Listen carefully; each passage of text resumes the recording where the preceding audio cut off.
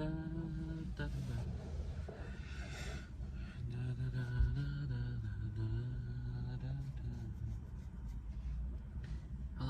it's really dark.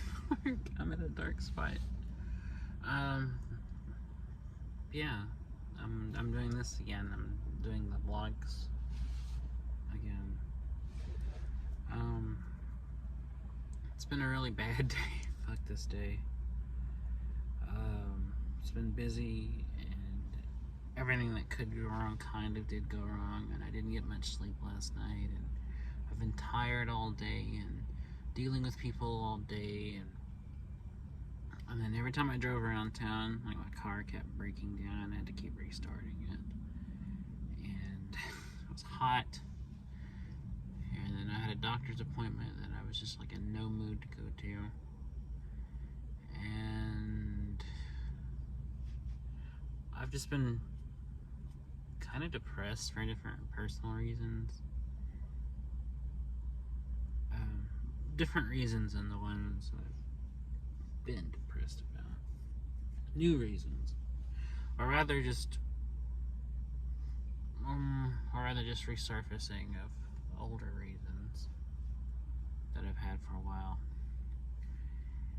And at least it's quiet now, and it's night, and it's cool outside. I have my windows down, and it's nice and cool. And the darkness is kind of pleasant, so that's nice.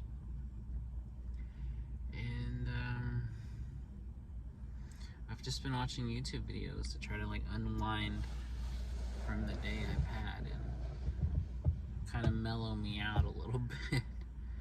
And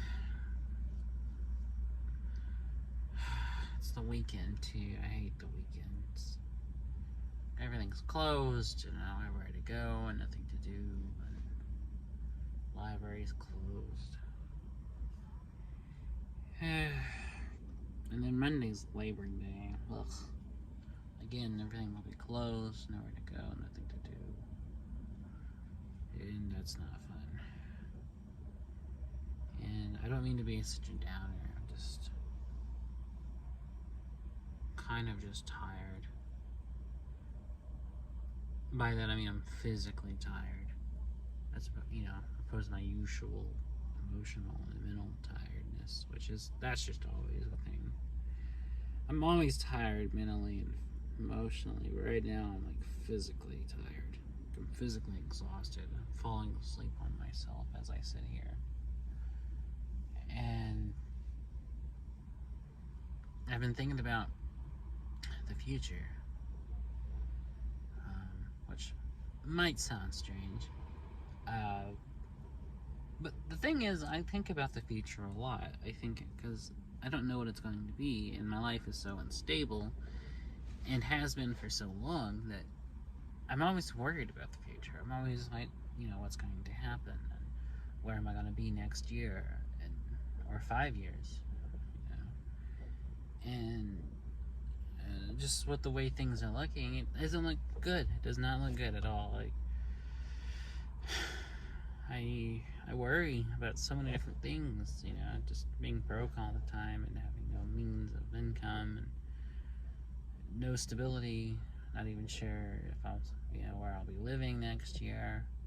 I'll be back to living full-time in my car, or, will my health go down even more than it has been? Will it get worse? Will it get better? Unlikely. And it overwhelms me, honestly. I get physically dizzy thinking about these things. Like, I feel like I'm gonna pass out just trying to think about all this stuff, because I'm just tired, and I feel like I have no breaks, and like can't ever just take time out to just sit on the sidelines and like regroup. I feel like I'm always just running and rushing as fast as I can, and having to constantly be on my toes, constantly be alert, 25/8. And so fucking exhausted, like in every way, and it just never ends, and life is too much, and I've reached a point where I just don't care anymore. I don't want to be alive anymore. I can't handle anything anymore. I can't even think anymore. I'm so scatterbrained now. I'm just constantly on edge. I'm constantly worried and stressed and can't think straight. I just feel broken. I feel like a broken person that will never be right again, never be whole again. And it just, I never not feel this way. I always, any waking second, feel this way. And physically I'm worn out just because I don't sleep very much, and I sleep badly, and I can't get comfortable when I sleep. And I sleep short hours, and I'm up all day and up most of the night, and every little sound wakes me up. Every little sound makes me have to be alert, and I'm just worried, constantly worried. Life just feels like a nightmare. Existence just feels like a nightmare. And people talk about